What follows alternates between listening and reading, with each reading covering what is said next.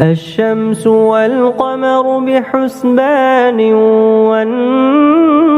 والنجم والشجر يسجدان والسماء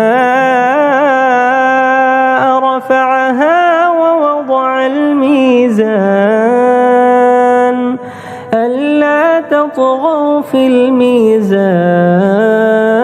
الميزان وأقيموا الوزن بالقسط ولا تخسروا